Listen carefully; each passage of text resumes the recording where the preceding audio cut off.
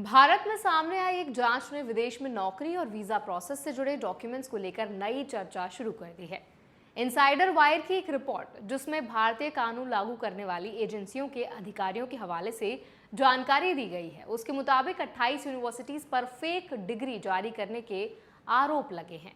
Report में कहा गया है कि जांच के दौरान करीब 1 लाख फेक सर्टिफिकेट्स और दूसरे एकेडमिक डॉक्यूमेंट्स बरामद किए गए हैं। जांच एजेंसियां ये भी पता लगाने की कोशिश कर रही हैं कि क्या इनमें से कुछ डॉक्यूमेंट्स का इस्तेमाल विदेशों में नौकरी और H1B वीजा एप्लीकेशंस के लिए किया गया था। तो आज इस वीडियो में हम समझेंगे कि रिपोर्ट में क्या कहा गया है, जांच में क्या क्या सामने आया है, ऐसे मामलों में रूल्स क्या कहते हैं और जेन्युइन एप्लीकेंट्स को किन बातों का ध्यान रखना चाहिए। तो चलिए फिर जल्दी से वीडियो को शुरू करते हैं। हाय, मेरा नाम है वर्षा दुबे और आप मुझे देख रहे हैं NBT टेक एड पर।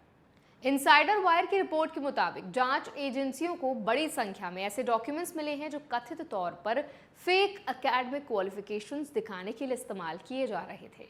रिपोर्ट में कहा गया है कि बरामद डॉक्यूमेंट्स में इंजीनियरिंग, मेडिसिन और नर्सिंग जैसे प्रोफेशनल फील्ड से जुड़े सर्टिफिकेट्स भी शामिल हैं। इसके अलावा fake university seals, fake transcripts और दूसरे रिकॉर्ड्स भी मिले हैं जिनका इस्तेमाल डॉक्यूमेंट्स को असली दिखाने के लिए किया जाता था। रिपोर्ट के अनुसार एक यूनिवर्सिटी पर अकेले 36,000 से ज्यादा फेक डिग्रीज जारी करने का आरोप है। अब जांच एजेंसियां ये पता लगाने की कोशिश कर रही हैं कि ये डॉक्यूमेंट्स आखिर कहां इस्तेमाल हुए, किन लोगों तक पहुंचे और क्या इनका इस्तेमाल भारत या विदेश में नौकरी, प्रोफेशनल लाइसेंस या वीजा एप्लीकेशंस के दौरान किया गया था।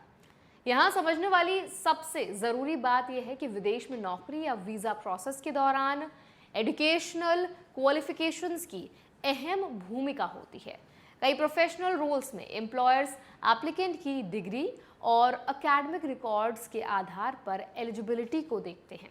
इसी वजह से डॉक्यूमेंट्स की ऑथेंटिसिटी बहुत इंपॉर्टेंट मानी जाती है।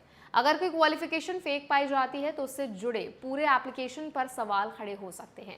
इनसाइडर वायर की रिपोर्ट में जांच अधिकारियों के हवाले से ये भी कहा गया है कि फेक डिग्री हासिल करने की कीमत करीब $1400 तक हो सकती थी।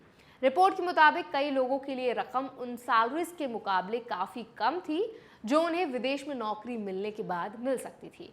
जांच एजेंसियों का मानना है कि इसी फाइनेंशियल गैप का फायदा उठाकर फेक क्वालिफिकेशंस का ये कथित नेटवर्क तैयार किया गया।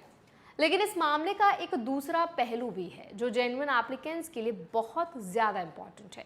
अगर किसी व्यक्ति के पास वैलिड डिग्री और सही एकेडमिक रिकॉर्ड्स हैं तो उसके लिए सबसे ज़रूरी बात यह है कि वो केवल वही डॉक्यूमेंट्स इस्तेमाल करे जो ऑफिशियली इशूड हों और जिन्हें ज़रूरत पड़ने पर वेरीफाई किया जा सके।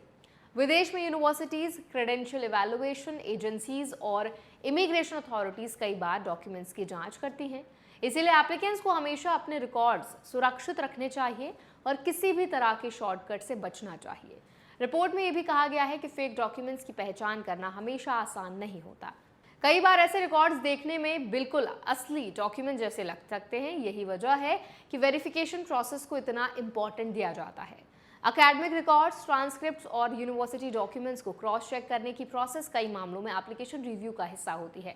इस मामले के बाद एक पुराना दावा भी फिर चर्चा में आया है कि इंडियन H1B एप्लीकेशंस का बड़ा हिस्सा फ्रॉडलेंट इंफॉर्मेशन से जुड़ा होता है। हालांकि इनसाइडर वायर की रिपोर्ट साफ कहती है कि आंकड़ा मौजूदा जांच से जुड़ा नहीं है। रिपोर्ट के अनुसार ये दावा कई साल पहले एक फॉर्मर US कॉन्सुलर ऑफिसर द्वारा 2005 से 2007 के दौरान वीजा एडजुडिकेशंस को लेकर की गई टिप्पणियों से जुड़ा था और इसका प्रेजेंट जांच से सीधा कनेक्शन नहीं बताया गया है। रिपोर्ट के मुताबिक ये जांच ऐसे समय सामने आई है जब अमेरिका में H1B प्रोग्राम को लेकर पहले से ही बहस चल रही है। दोनों प्रमुख राजनीतिक दलों के लॉ मेकर्स समय समय पर इस बात पर चर्चा करते रहते हैं कि वीजा सिस्टम का इस्तेमाल उनके मूल उद्देश्य के अनुसार हो और मिसयूज की पॉसिबिलिटी को कम किया जा सके।